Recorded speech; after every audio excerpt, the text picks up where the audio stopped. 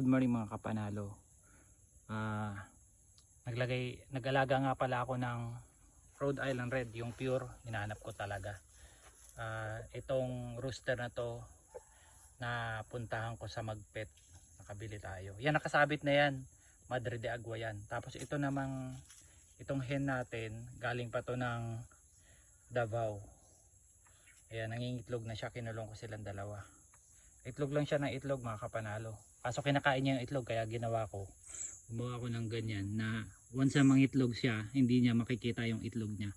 So hindi na siya makakain ng mga itlog. Tsaka bukod dito, may alaga rin akong mga Rhode Island Red din. Mga 6 na piraso. Siguro mga nasa 3 months na sila ngayon.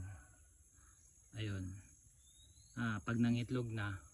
Pero ngayon gumagawa nga pala ako ng incubator galing dun sa mga yung mga scrap na pinaglumaan na mga styrofoam na hindi nagagamitin, styrobox. Ngayon para mapakinabangan, kinonvert ko into ginawa kong incubator.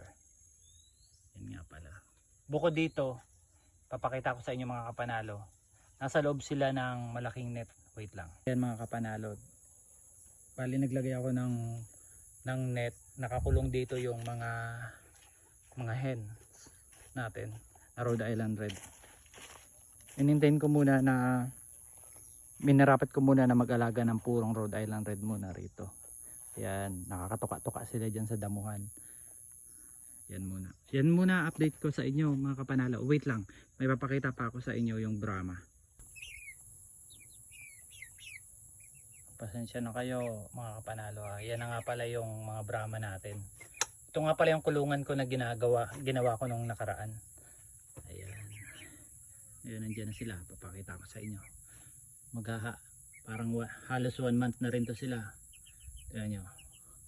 Mga kapanalo. 2 lalaki at saka 2 babae. Ito mo yung rooster na.